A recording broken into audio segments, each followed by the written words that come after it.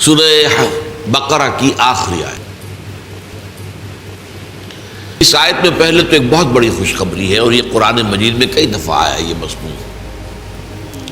لا یکلف اللہ نفسا الا وسعها، اللہ تعالیٰ ذمہ دار نہیں ٹھہرائے گا کسی بھی جان کو مگر اس کی وسعت کے مطابق۔ یعنی اللہ تعالیٰ کے ہاں سب کا حساب برابر نہیں ہوگا، حساب ہوگا اس صلاحیت، اس قدرت، اس طاقت کے حساب سے جو اللہ نے اسے دی ہے۔ اگر کسی کی وسعت کم ہے محاسبہ بھی ہلکا ہوگا، اگر وسعت زیادہ ہے، صلاحیت زیادہ ہے، ذہانت زیادہ ہے، جسمانی قدرت زیادہ ہے، قوت زیادہ ہے، تو اتنا ہی سخت حساب ہوگی۔ یہ بہت بڑی خوشخبری ہے۔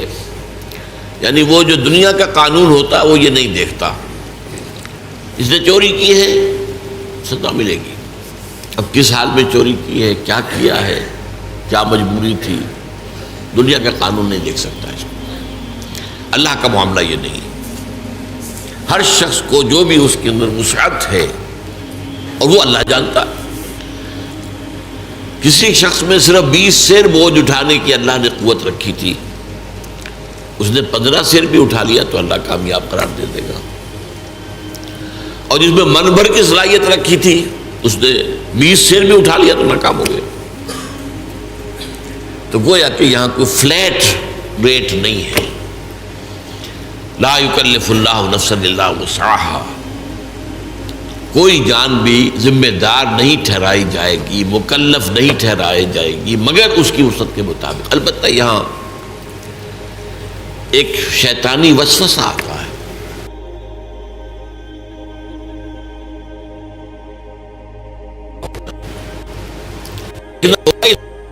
صلاحیت ظاہر ہو رہی ہے۔ اگر صلاحیت نہیں ہے تو دنیا میں بھی کامیابی نہیں ہونی چاہیے۔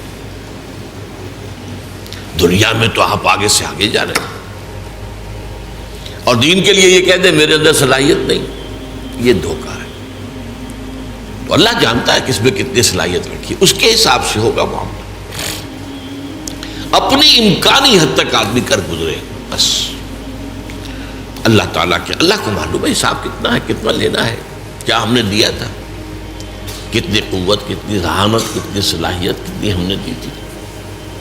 لیکن اس شیطان کے دھوپے نہیں آنا چاہیے، بلکہ یہ دیکھا جائے گا اگر آپ دنیا میں کامیاب ہیں، آپ کی تجارت جو ہے پروان چڑھ رہی ہے، پھل پھول رہی ہے، یا اور آپ اپنے پیشے کے اندر ترقی کر رہے ہیں دن بدن، تو ظاہر بات ہے کہ صلاحیت ہے۔ اب اپنے آپ کو بری ٹھہرا دینا یہ کہہ کر کے میرے اندر تو صلاحیت نہیں ہے، یہ غلط ہے، یہ دھوکہ ہے، یہ نفس کا دھوکہ ہے، شیطان کا دھوکہ ہے۔ تاہم قاعدہ اپنی جگہ یہی ہے، لا یکلف اللہ نفسا الا وسعها لہا ما کسبت وعلیہا ما اکتسبت۔ یہ لہا اور علیہا، یہ میں نے بارہا آپ کو بتایا ہے کہ لام آتا ہے تو کسی کے حق میں جانے والی بات، اور علی آ جائے تو کسی کے خلاف جانے والی بات۔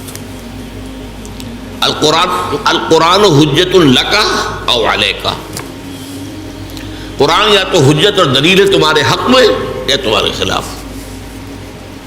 اس پر چلو گے، اس پر عمل کرو گے تو وہ تمہارے حق میں گواہی دینے والا ہوگا، اللہ سے سفارش کرے گا تمہاری، اور اگر تم اس کے خلاف چلو گے تو وہ حجت بن جائے گا، دیکھو یہ ہم نے بتا دیا تھا کہ نہیں تمہیں، اب وہ تمہارے خلاف دلیل بن جائے گا۔ القرآن حجت لک او علیک، یہی بات یہاں فرمائی، لہا ما کسبت وعلیہا ما اکتسبت۔ ہر نفس کے لیے، ہر جان کے لیے ہے وہی کچھ جو اس نے کمائی کی ہے، اور اسی پر وبال آئے گا اس کا جس کی کہ اس نے گناہ کی کمائی کی۔ یعنی یہ کہ لا تزر وازرۃ وزر اخری، کوئی اور کسی اور کا بوجھ نہیں اٹھا سکے گا، نہ باپ بیٹے کا بوجھ اٹھا سکے گا، نہ بیٹا باپ کا، نہ شوہر بیوی کا، نہ بیوی شوہر۔ ہر ایک کو اپنا بوجھ خود اٹھانا، لا تزر وازرۃ وزر اخری۔ تو لا یکلف اللہ نفسا الا وسعها لها ما کسبت وعلیہا ما اکتسبت. اب اس کے بعد ایک دعا تلقین کی گئی ہے، ربنا لا تؤاخذنا ان نسینا او اخطانا. اے رب ہمارا مواخذہ مت کیجو اس پر اگر ہم بھول جائیں یا خطا ہو جائے. خطا کسے کہتے ہیں؟ بھول جانا تو واضح سی بات ہے. خطا اسے کہتے ہیں کہ ایک آپ نشانہ لگا رہے تھے، وہ نشانہ خطا ہو گیا. آپ نے تو نشانہ لگایا ہے لیکن وہ خطا ہو گیا. تو جو خطا ہو جائے اے اللہ اس پر ہم سے مواخذہ نہ کیجیے. ربنا لا تؤاخذنا ان نسینا او اخطانا ربنا ولا تحمل علینا اصرا کما حملته على الذین من قبلنا. اور اللہ ہم پر مت ڈالیو وہ بوجھ جو تو نے ہم سے پہلوں پر ڈالا. اب یہاں اصل میں اشارہ ہے کہ شریعت موسوی بہت سخت تھی، شریعت محمدی کو بہت آسان کیا گیا. شریعت موسوی میں ہمیں معلوم ہے روزہ رات کو سوئے تو شروع، کوئی سحری ویری نہیں، اب روزہ شروع ہو گیا، اب اگلی غروب تک روزہ چلے گا. ہمارے لیے یہ ہے کہ سحری ہے، طلوع فجر سے پہلے پہلے کھاؤ پیو، آسانی کرتی. ان کے لیے سختی تھی، یوم سبت مطلقاً حرام، کوئی کام نہیں کر سکتے دنیا کا پورے دن. جمعے کی رات سے شروع ہو کر اور پھر ہفتے کے غروب تک 24 گھنٹے کا سبت ہوتا ہے.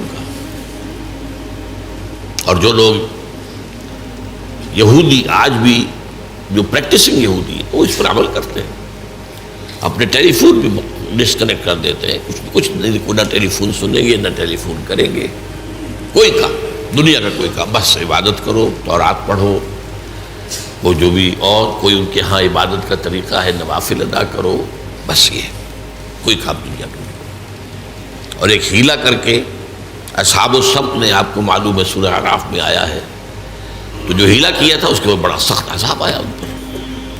انہیں بندروں کی شکل میں بنا دیا کہ کونوا قردۃ خاسئین، ان کی شکلیں بدل دی گئی. بس تو اس لیے شریعت موسوی بہت سخت تھی، شریعت محمدی میں آسانیاں کی گئی. اور اصول بھی حضور نے فرمایا یسروا ولا تعسروا، بھائی لوگوں کے لیے آسانی پیدا کیا کرو، سختی نہ کیا کرو. عام طور پر ہمارے ہاں رویہ کیا ہے، آپ کو تو سخت سے سخت بات کا فتویٰ دیں گے، اور خود انہیں معلوم ہے کتاب الحیل کس طرح ہیلے سے بچا جا سکتا ہے، خود ہیلوں پر عمل کریں. یہ عام ہے. ہونا یہ چاہیے کہ آپ اپنے لیے زیادہ سے زیادہ سختی کر لیں، دوسروں کے لیے آسانی، جو بھی شریعت کے اندر وہ گنجائش نکل سکتی ہے وہ نکال کر دکھائیں. یرید اللہ بکم الیسر ولا یرید بکم العسر، اللہ تو تمہارے ساتھ آسانی چاہتا، سختی نہیں چاہتا. یہ بھی روزے کے حکم کے سلسلے میں یہ الفاظ آئے ہیں سورہ بقرہ کے.